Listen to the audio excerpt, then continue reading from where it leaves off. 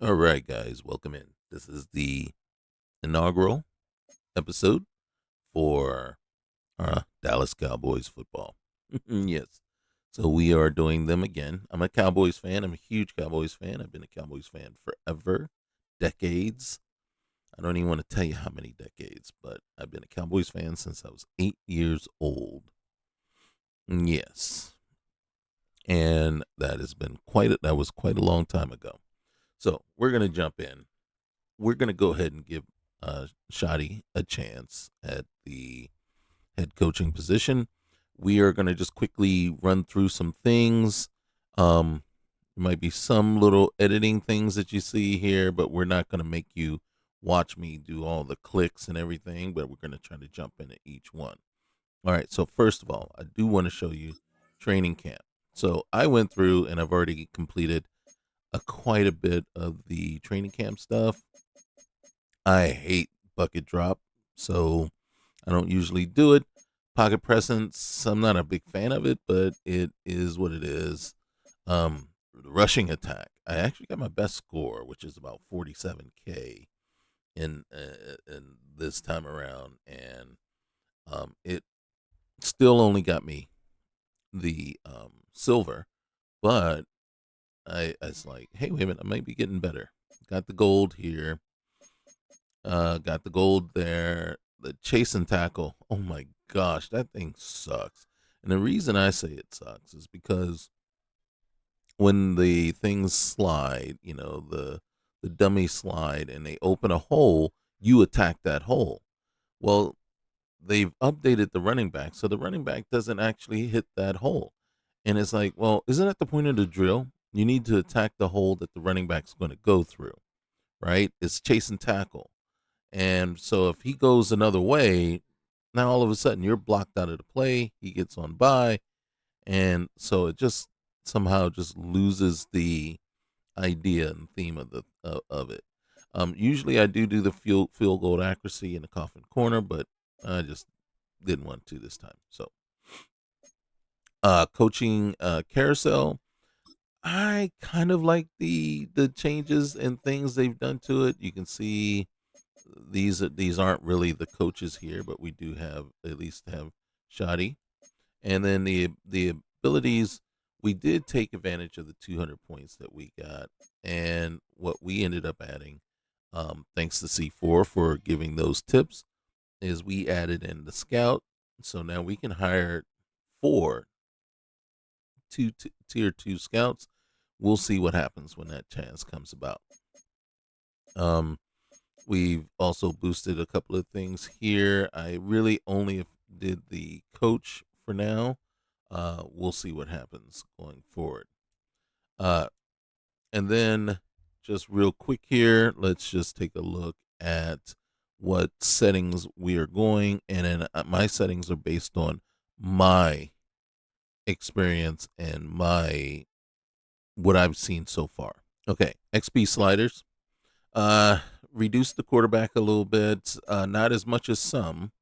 Halfbacks reduced a little bit, tight ends reduced, wide receivers actually bumped up, fullbacks reduced a little bit, and then the offensive line I boosted. Those reduced some of the defensive end, the defensive ends, boosted defensive tackle. Linebackers are left the same, pretty much left the same for defense, just left it even. And the reason being is I feel like the age progression is going to affect the overall um, range of folks as opposed to just picking specific positions to up or boost or decrease. Now, I did do it a little differently than some, and I did it kind of like others, but um, way I did it was I said, okay, at 20 years old, you are the sponge. You are the biggest sponge out there. You're going to do the most progression, and then it's just going to decrease over time. And the goal was by the time you get to senior age, right? And I do that with air quotes, senior age at about 28, 29 years old, we just put you at level. Okay. And then once you got over that 30, over the hill, And again, air quotes, over the hill. We decide to bump you down to 90, 80, 70, and so forth. So once you hit 35, you're only getting half, if anything. And that could even go lower, tell you the truth. Because, I mean, at 35, you always can learn. No matter what your age is, there's still things out there to learn. But how easy it is for you to learn it isn't the same. So regression, quarterbacks, we know they play forever. So they have the lowest regression rate. And then halfbacks, there's a cap as to how long they can go for. Tight ends can stick around quite a while. Receivers, not so much. Fullbacks, they stick around. Your offensive linemen do. They play up until what, 35, 36, 37, even 40 years of age. So they can hang out pretty long too. Uh, on defense is a little bit different. Your safeties, though, they have a lot of longevity. But elsewhere, the middle linebacker, I'm gonna actually boost that down a little bit more. And defensive tackle. And then kickers, they hang out. Kickers and punters hang out. And then the regression rate. For me, I said the regression kicks in really after 30. So that, I'm like, you know, y- y- part of me wants to actually lower it here and here. And as a matter of fact, while we're here, let's do that. Okay. And then, boom, by the time you're 35, you saw the progression is half, and then the regression is boosted up. So that all this leads into that calculation. So there is where my XP sliders are going to be. Now, my gameplay sliders are coming from just from the gameplay that I've witnessed. I'm doing sim football, so we're not actually playing, we're watching, right? And it is right now, and for me, I don't like the way Madden tunes its games. And in truth, I don't think it does. I don't think Madden or EA does a very good job of tuning the O lines and the defensive lines. I think CPU comes out the box just overpowered in a sense. So what I've done is, and then granted, I'm not going to say that this is really going to help us because it says player skill. So this is the player controlled team. In Sim, we're still not 100% sure that it matters. So I'm not 100% sure, but we're going to leave it like this. So I'm boosting the quarterback accuracy a little bit because the CPU versus player, the player controlled team always takes the hit, right? Always with the Madden. So, and I don't like that myself personally, but okay. So we have to counter that. So pass blocking, I boosted up just a little bit. Receiver catching up a little bit. Run blocking is abysmal in this game, and I think it's on both. I want to say it's on both sides, but it is truly abysmal for the player controlled team.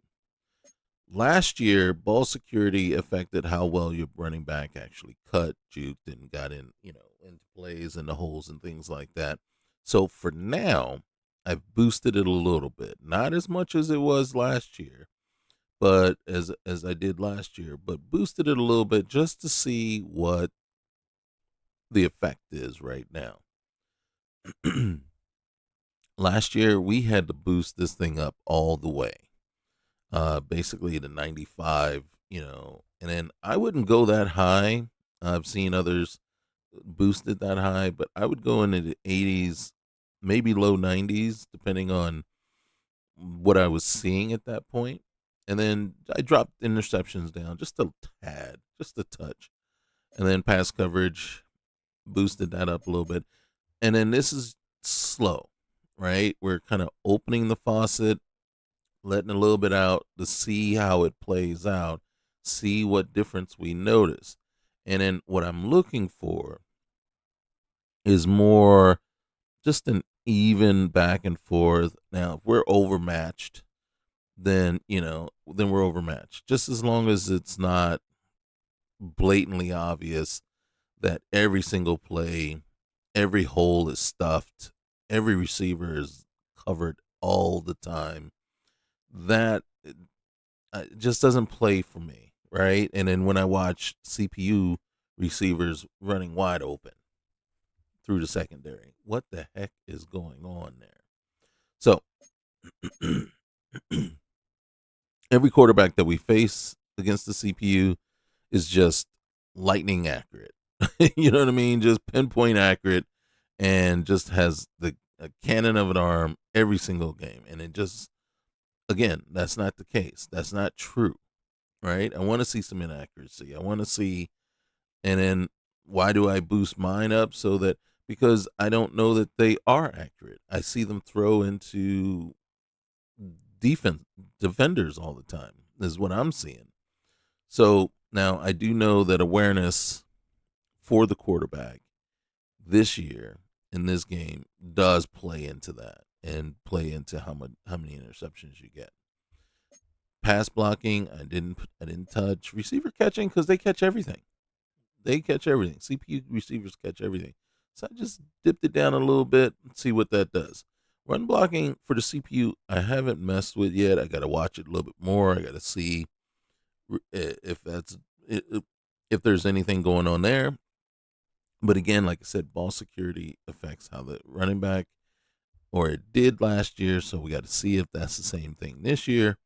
And then so I did boost it a little bit, right? Left the reaction time and pass coverage for the CPU, because they already are, you know, locked down, I think, so far.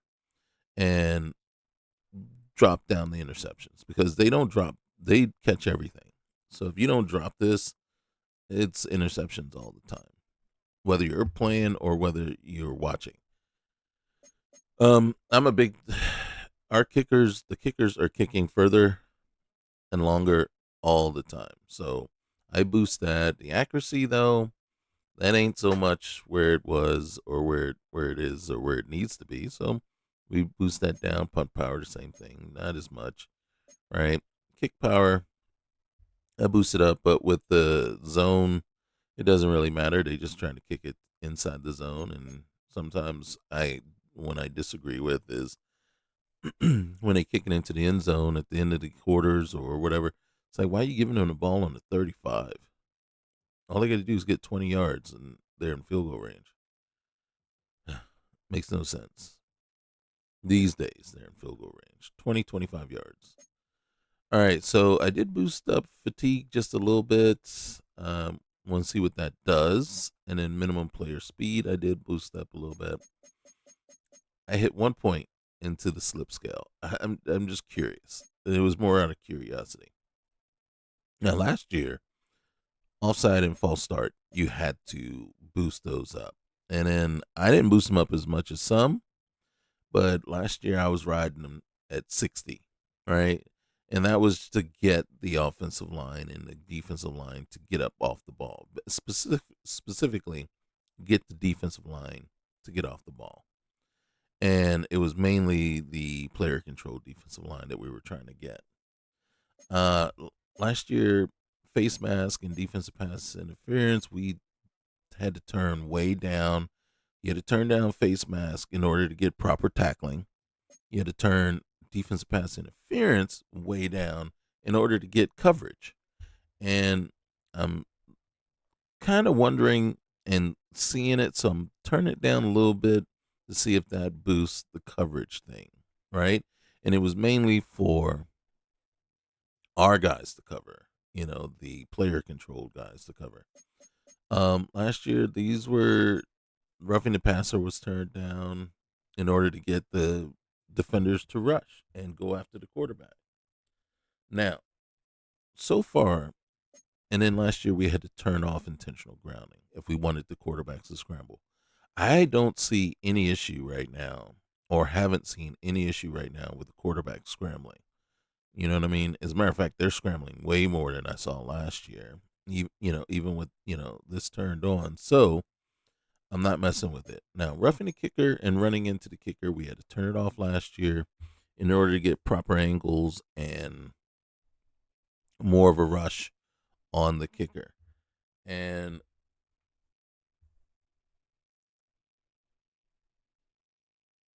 this year,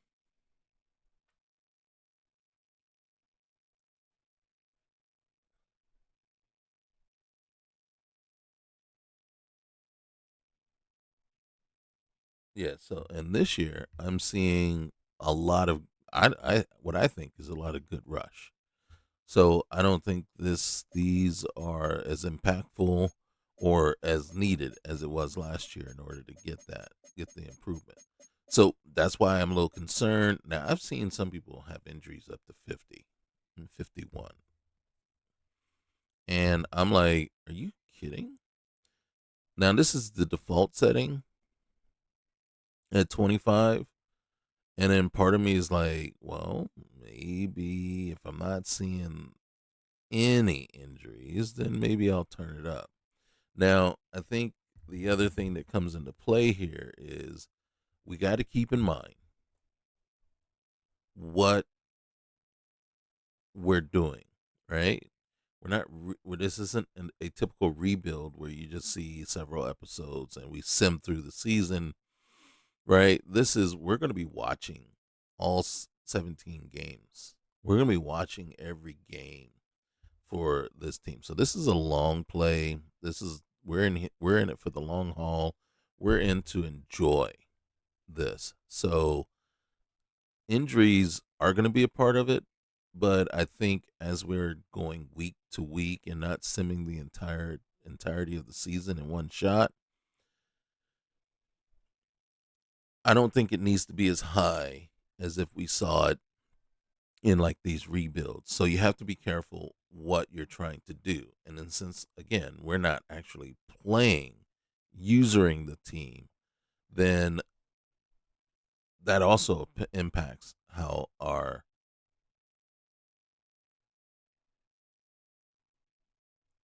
things should be set at, right? So where we want to set our sliders. So that's where we are. This is the sliders for again, like I said, our simulation football so far. And this is subject to change and it can go up, back, whatever, depending on what we see. If our team becomes OP real quick and we know, oh, oops, my bad, mea culpa, let me go back here and adjust this. And then that is the one thing we can guarantee. We will keep adjusting based on what we see and based on what we're looking for, what we want out of it. So don't worry, that's where we're at now. All right, now just real quick, our regular, just overall league settings. Yes, we're all Madden simulation, classic Madden meter. I hate the new kicking meter. You can't convince me that it's any good. It's just well, it's annoying, right? Because it just added more. I didn't need the kicking meter to be tougher. It was fine where it was. If you're gonna put effort into changing stuff, work on the stuff that actually matters. And the kicking meter was just not one of them. 15-minute quarters. We're gonna have the accelerated clock. It has been my experience that 12-minute minimum play clock time of 12 minutes is, for me, it's perfect amount of plays. I want 60, 70 plays per team offensively. And this is where we're going to get that, right? And so that's the number I'm looking for. You see everything. We're still keeping this manual. I turned off the tutorials. Progress is off. Deadline is on. I set trade difficulty to easy. Why? Because very rarely do I actually accept a trade that's given to me unless it really makes sense the way it's presented. And if I'm going and I'm trying to trade a player, then I'm looking at what they're offering, and then I'll counter it, and I'll counter it so it actually does make sense, rather than but the making it easy just means that there's more teams to counter and more opportunity. Not that I'm trying to fleece a team for whatever, and it's not going to mean that you're going to be able to get more value than you should. It just means, well, maybe it might, but then it's on you. That it's on you now to say, okay, wait a minute, that doesn't make sense. You're offering me this guy, but that does not make sense. You would not be getting rid of this person, right? The only time when it makes sense if you're offering me this blue chip player is because they're in a contract year and you just can't afford their salary coming up. So you need to get what you can for them, and then, then we can talk about it and then I can counter and make it make sense. So that's the other thing. Free agent motivation, I always play with very high. I want them to be very picky about where they go. I just wish at the beginning of the season, right now, the stage we're in right now, this would actually play a role and it would be more like the free agency period at the end of the season so that you can offer a player, but then they have to come back and decide if they want to accept. Now you can just go, so at the beginning of the season, you can pick anybody up for a year and then just say boom, boom, boom, boom. And I don't believe that is right. And I don't believe that's the way it should be because as it is right now, team players aren't just joining a team just to join a team. They're still weighing out they're looking at, oh, you got six guys in this spot. Why would I come to your team? What are you offering? And it just should be more of that instead of just saying this player doesn't have a choice. He's going to this team. So I don't care for it right now, but of course we do. We take advantage of it as it's the only thing we got. Okay, so wear and tear is on, right? Which means progressive fatigue is off. I guess you have a choice. You can do wear or tear or progressive fatigue. Wear and tear, I haven't really messed with the sliders, and I'm kind of waiting to see what that looks like. But it could end up being so, and it might actually, if wear and tear really starts to be a problem, hopefully you can switch back to progressive fatigue. At least progressive fatigue, you know what you're getting. All right, so fantasy draft, we're not even really worried about, but it does impact the order, right? Draft timer is off, no presentation, right? And then coach firing is on, career clock is on, breakout scenarios, development trait regression is on. I reduced the desired number of X factors to 2 per team. Not saying that there will be 2 X factors on every team.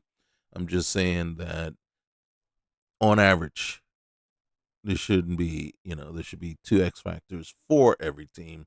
Of course, if one team has 4 X factors, guess what? Several teams have less than 2, right? So it's going to be harder to be an X factor this way. And then superstars, I reduced it to 90, and then star dev players reduced it down to 480 instead of 5. Um, I turned off fill roster because I don't want you messing with my roster. I really don't. Nothing will piss me off more than if you mess with my roster. Okay. All right, let's look at that roster. We're talking about the roster. So we got Michael Parsons. He will not be playing in the preseason because right now he's in his hold in for his contract. Nothing aggravates me more than the way the Cowboys do their contracts and the arrogance that they carry themselves with over how they think they're the shrewdest businessmen ever. I will tell you this, the best business decision they ever made, they made 2. One was the purchase of the Cowboys for the amount that they purchased the Cowboys for and what now the Cowboys are worth. That was a huge, huge deal and probably the best decision of his life. Second best decision was to trade Herschel Walker because of the haul that they got and what that turned into. Worst decision they ever made to fight with and let Jimmy Johnson go. 30 years now removed, 30 years removed from the last Super Bowl, every year is beginning to look like Jimmy Johnson was responsible for all three of those Super Bowls, even one in his absence, not Jerry. And to take credit for it is becoming more and more problematic because it just shows your arrogance. Because in 30 years since, you've done squat, literally squat.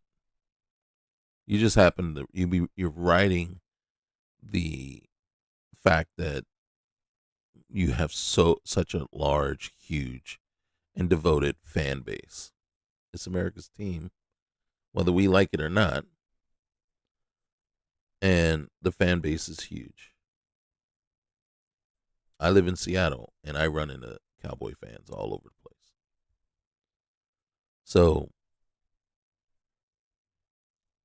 it is what it is. But yeah, the arrogance, it's like you haven't done anything. The most redeeming thing that you've probably done is the deal that you got to get George Pickens in here.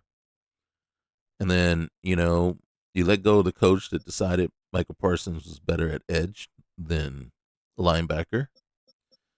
You've you waited 2 years too long to do the first deal with Dak Prescott. And that you see what that's doing for you. The whatever you got going on with Diggs makes absolutely no sense. But then whatever Diggs is doing makes absolutely no sense either. But then him and his brother just they have issues. They do. And it just is annoying in a sense. The CD deal, you had no choice. You should have just got it done. And, you could have done it sooner and just got it done. But you were going to pay. And the same here. A year ago, you came up with the excuse that since you were in the middle of CD and Dak, their deals, you couldn't mess with Parsons. Yet this year, we got Ferguson done.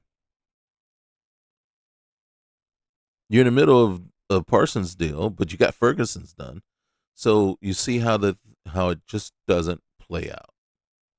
And it's annoying for fans to sit and watch. Last year, you could have and then Michael was all about giving you guys a break. You would have got him in the 30s. In the 30s. Now, you'll be lucky if you get him for 40, 42, 41. So, your arrogance is costing you 8-9 million a year, and it is aggravating your fan base.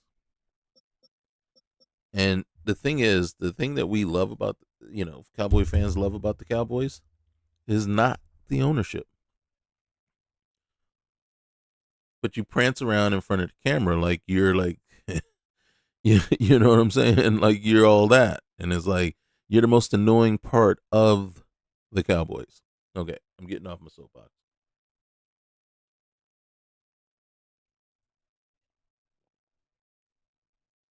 Okay, so why quarterbacks? Milton looked terrible the other day, but I don't know that it was just Milton that looked terrible. I think the play calling, the things they decided to do, just did nothing to help. Did nothing to help. All right, so we got Dak. We do have Malik Davis. I added him back in for now, but he ain't going to make the team. He's not, unless somebody's going to get hurt or whatever. Now, Vaughn is a little bit higher rating because I went in it just bugs me that they put him at a 52 awareness. If you're 52 awareness, what are you doing on the field? Okay. And then I don't like that sometimes that's what they do. That's what man they'll do. They'll drop the awareness down so low to get the overall down, as opposed to saying, okay, wait a minute, we're giving him all these boosts here and there. Maybe we need to figure something out because all the stuff that we're giving him is causing his overall to climb. And so there we go. Lipke, wide receivers. I like to go 9 with my training camp, my preseason roster. So this is good. This is one more tight end than I like to carry in preseason, but right now it's a legitimate number. Guyton, Thomas, Richards, Tyler, Jones, and Charles, right? Hoffman, BB, Booker, and Bass. I was a little surprised by his overall for being a rookie, and the fact that he's overall is higher than BB. But we'll leave it. We'll leave that alone for now. Steele, his overall is a little low, in my opinion. It shouldn't be that much higher. I'm thinking more of a 75, 76. Right? I'm not a huge Steele fan though, but we got one more season with him before we can do anything about it. I'm not sure that Madden has it set up that way, but in real life. Okay, so you got Parsons, who will not be playing in the preseason. Ezraku, who looked awful, I think, against the Rams in both the practice and in the game. And I don't know. In practice, I was like, okay, well, maybe he's staying vanilla, not trying to show too much, right? And then he'll pull all his stuff out, his bag of tricks out in the game. And I didn't see anything from him. And I'm like, dude, you got to dig.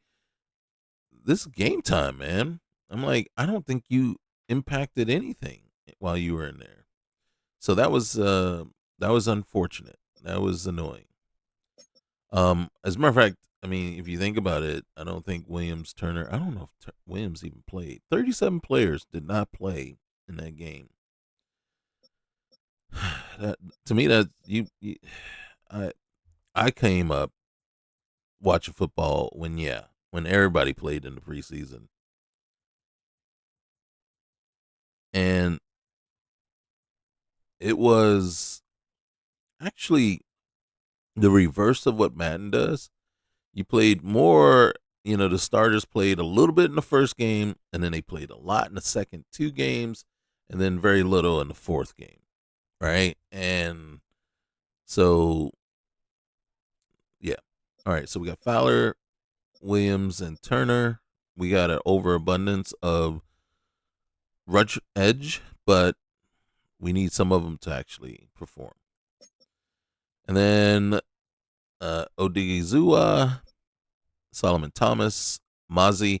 We're going to give Mozzie every chance. And then they even have him slated here, tagged here as a future starter. But in real life, and in one of the things that we're questioning, right, especially the fan base, the, reporters and things like that is, how much does he love football? And are we the ones messing him up? You know what I mean? With 3 different coordinators, and who knows? Winfrey is shining in camp, but we'll see how that turns. I only like to carry 4 tackles through the main season. Granted, Winfrey can get in here, and I could put these 2 on the practice squad. But if Toya can, and really Toya is the one that's going to be pushing Mozzie for that nose tackle position. So we'll see. So, but we're gonna give Mozzie every chance. So then we got Sanborn and Leofau. Leofau really, really shined in the preseason game. So we're really looking forward to that. We got Murray, Clark, and Johnson. They don't have all the players. That's the unfortunate part. Madden doesn't have all the players out there that are out there. So we can't go to the waiver wire. So who I did bring in was Brandon Smith. Even though there's a couple other linebackers that are on the team that aren't on the waiver wire that we can bring in. Same with corner, right? Now, CJ Goodwin is one of our special teams ace. I cut him just because I needed space, and he's never going to play. He's just special teams. So what was the point? Madden is set up. And then what I like is I usually like to carry 8. Granted, and you'll see in the first game, Diggs will not play, Ravel will not play, and neither will Carson. So we're actually only going in with 5. Bland, Elam.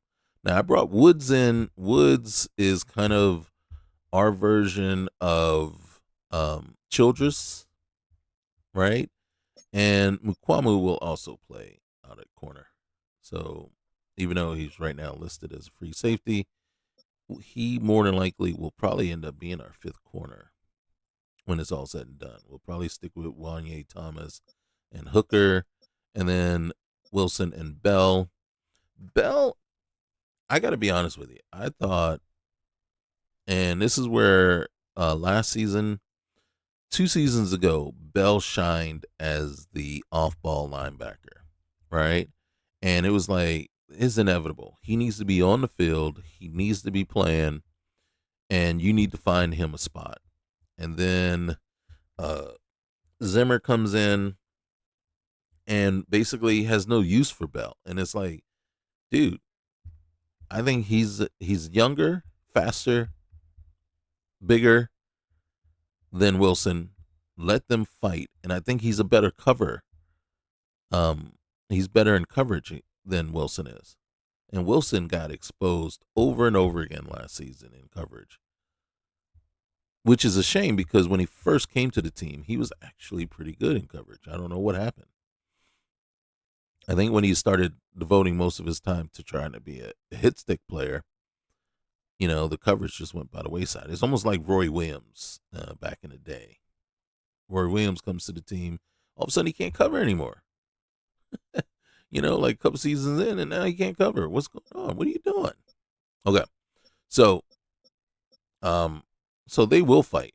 They will fight for a position, and I gotta be honest with you, I don't mind trading Wilson, right? I don't mind trading him. So that will be a different. That would be obviously a big difference than what we would see in IRL. Okay, we've already been half hour in here. We need to get into the game. And you can see Trent Sieg.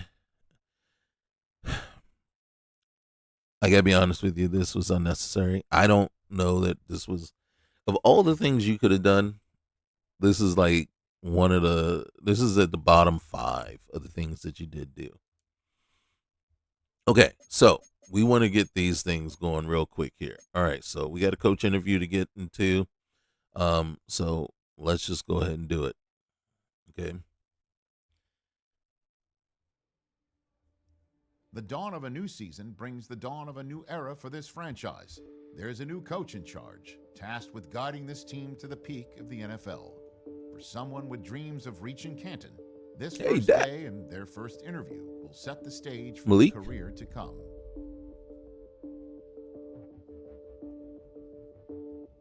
Those guys are the same no matter what coach you have right there.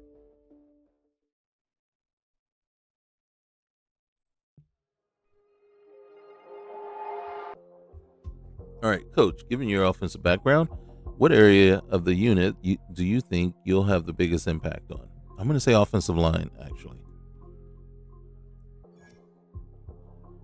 Games are won and lost in the trenches, so my biggest goal from day one has been having a formidable offensive line. Now, he already said that coming in, right? They got to win in the trenches. Moving more to the off the field, What area have you emphasized as needing to be a big focus? So I'm going to say organizational excellence. We need to get back. Dynasties are built from the top down. You have to have an organization dedicated to greatness for success. Ooh, that was a shot. That was a shot. All right. When you talk about organizational greatness, where does all that start?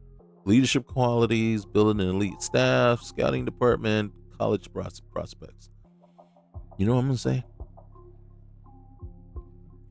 I'm going to say scouting. It really is building an elite staff.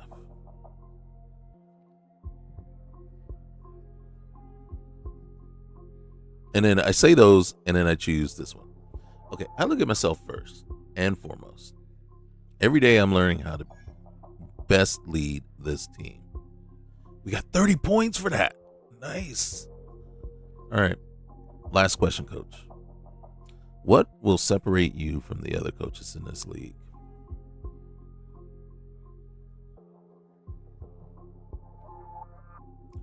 Dominating run game. Ahead of the chains ability award. I think we already have that. I'm going to build a dominating run game, and we're going to wear teams out each and every week. Thanks, everyone. I'm really excited for this year, and go Cowboys. Nice. Nice. All right. Storylines, position battle. I don't mind the change that they made there. I still Some want to. turmoil threatens their roster in the early season. A challenge has been made for a top spot on the depth chart. Competition breeds success, but coaches will decide how far the competition goes. Okay, so Schotty, surprised you're not in pads. Before we get to it, I wanted to talk about my place on the depth chart. You should, because you are going to win a spot. I really believe I'm one of the best linebackers on the team because you are. I like a chance to start this year. What do you think? Start preseason strong and you'll be there.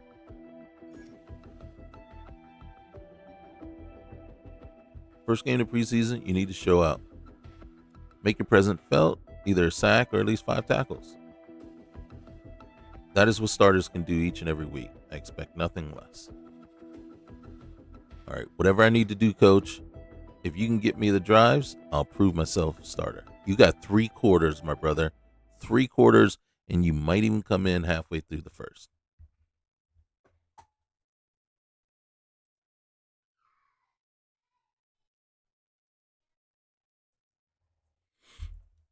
Okay, last thing. Now, this one is really just them going to talk about your team's health. Let's get it out and get it done.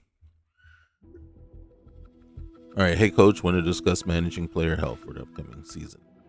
As players start to take punishment during the game, that wear and tear will cause their health to start diminishing. Attributes may be affected and injuries more likely to occur. Got it. Thanks. I'll provide more attention on that wear and tear during the game. Where do you fit in? Each week, well, so basically each week we will evaluate every player's overall health and give a team status. All right. During the week, it will be up to you to decide what your team's training plan is and how to utilize your staff's abilities. So one of the things with progressive fatigue and training injuries was if you were full pads all year long, the injury risk was higher and the fatigue was more. Once you went to half pads, lighter, basically lighter practices and everything. All right, good to know. I'll make sure to keep status in mind. Abilities allows us to adapt to how you plan for the team. We can focus on the player's health during games or their week-to-week recovery. All right, thanks, Ryan, man. I appreciate the insight. Look forward to working with you this year. All right. So now we do have, and I want to take, so, I want to take.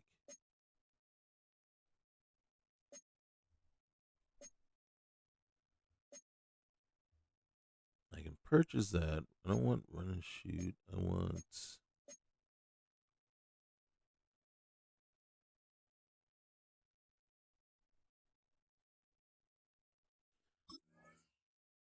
We're gonna purchase that. Get that in there. All right.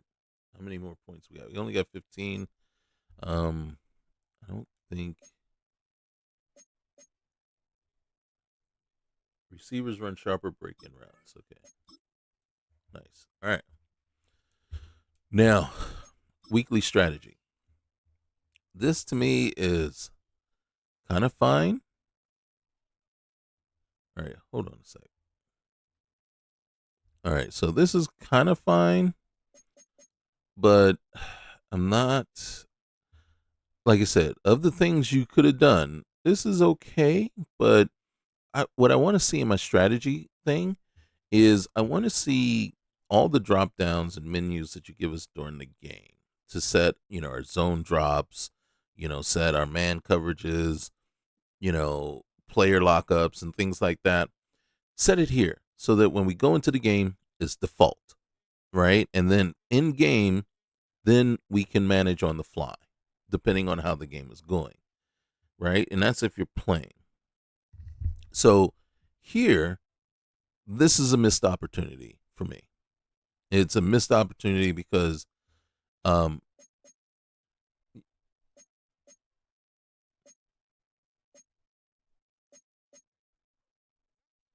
okay, and it it does absolutely nothing for me, and that's why it's a missed opportunity for me. So we're gonna, since it's preseason, we're gonna go full pads. I'm gonna change this guy out. Like I said, we're gonna give Mozzie every chance. Oh shoot, we're gonna give Mozzie every chance to win himself a spot. So as Mozzie, we'll leave Donovan in there, and then we will. Oh, okay, we will change this out, and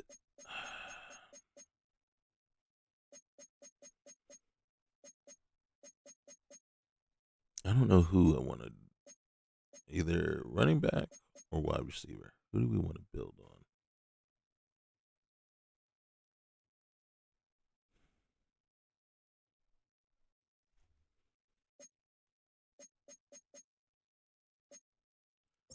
All right, there we go.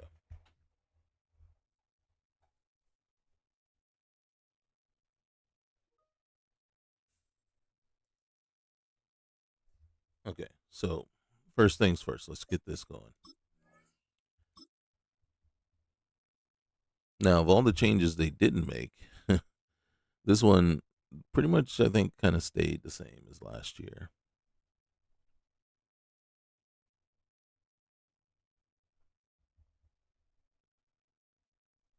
Okay. All right, let's see what we got.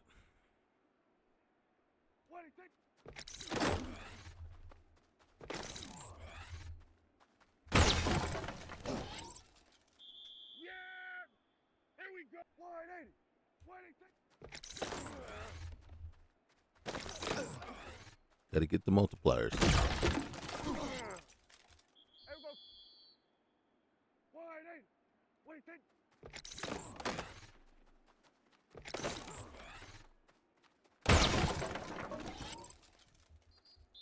All right.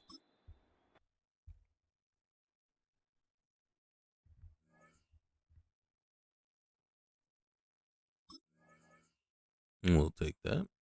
All right. Now, Donovan.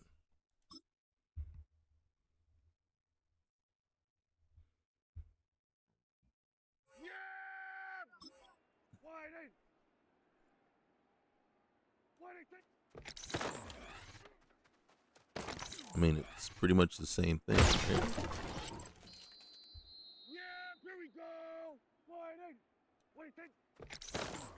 Uh-oh. Well, get in there.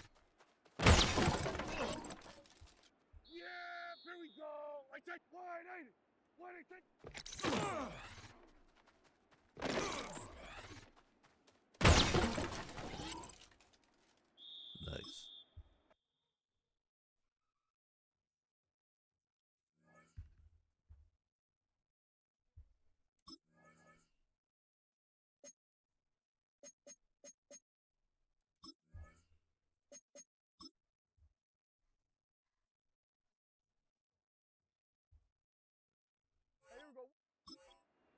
Oh, okay. So this is different. Well, it's not different. It's the same one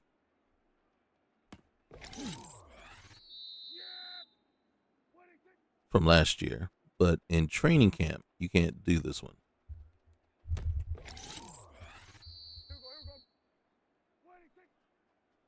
No. Oh man.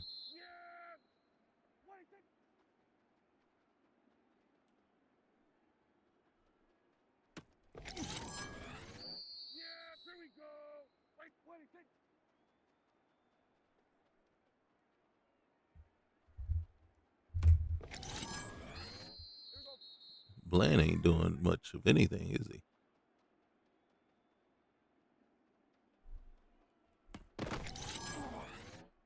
There we go.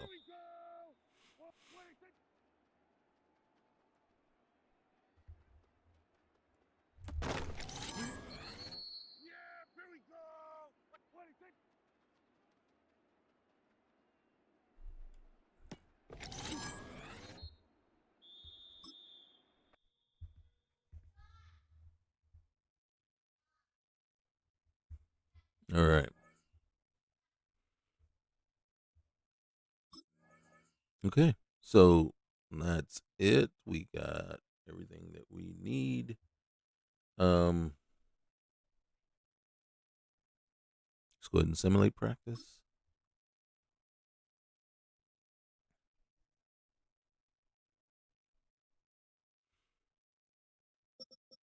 All right. So you can see right off the bat.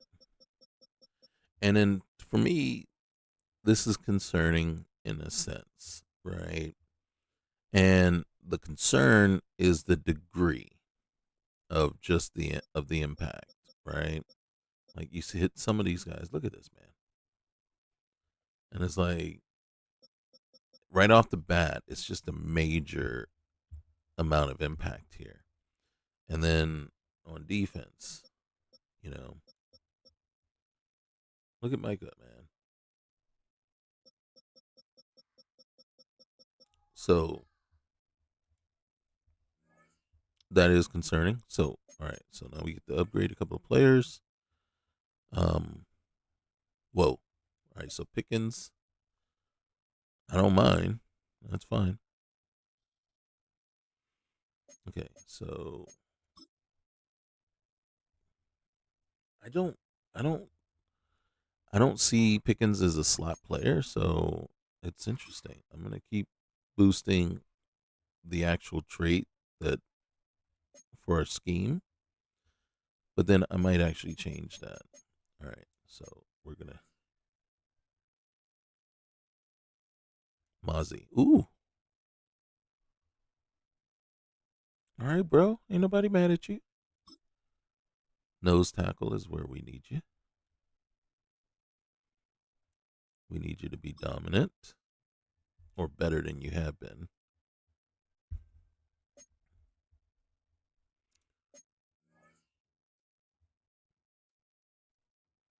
All right, Fergie. If Fergie isn't already a captain, I will set him as captain. I'm going to do vertical threat here. I know that goes away from the whole following the scheme fit thing, but I think our scheme is might change a little bit.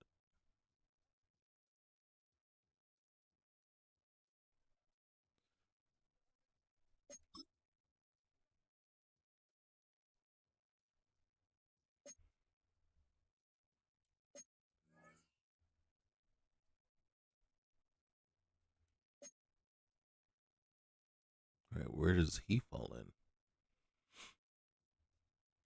Yep, One of the things I don't like that they did is you can't mess with the player model. You can't adjust. Make the arms and chest, the upper body bigger and the lower body bigger. You can't adjust or fix that. I'm actually going to boost improviser.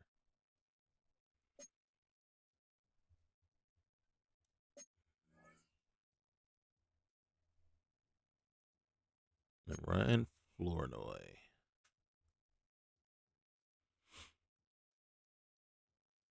Boom. Whoa. Where? What? Holy cow. I ain't mad at that, but dang. Okay. So, just so we can get a good look, and then we're going to call it a day. And then, very next episode, I'm going to get to making, and that'll be the game. I'll be on, but I won't talk as much as I have here. I'm sure you rather listen to other things, but we're going to spectate together. Okay. So, this is our lineups. Okay, so Booker, Steele, BB, Smith, Guyton. Right, we're not going to really mess with that. We are going to let our starters play, right, because their starters are going to play at least for a quarter, if not even longer. Defense though is a little bit different. You can see Nealon, right? Fowler is not going to be our starter on the edge. As a matter of fact, Osa is going to be on the edge. I do it a little different in my base, right? I want stout across the line. That's why Nealon is here on the left edge. And then on my right edge, I'm actually going to stick Osa there, right? He's got enough speed. He's got enough burst. And then he's way more stout than any other edges besides Turner, right? And then in the nickel and dime packages, that's where my speed, that's where you know, that's where I'm going to get my rushers, my true rushers in. So, and then the way I look at this is my nose, this is my 3 tech, right? Thomas is going to start out because again he's there because Osa's going to be here. I just didn't get around to doing that yet. And then Murray, Sanborn, and Overshone. Oh, and then I am debating about even having Overshone here and possibly letting Clark start over here at will and then moving him back into middle um, with the second team and then Leafau out at strong or putting Leafau and swapping Leafau and James, right? But in Nickel's situation,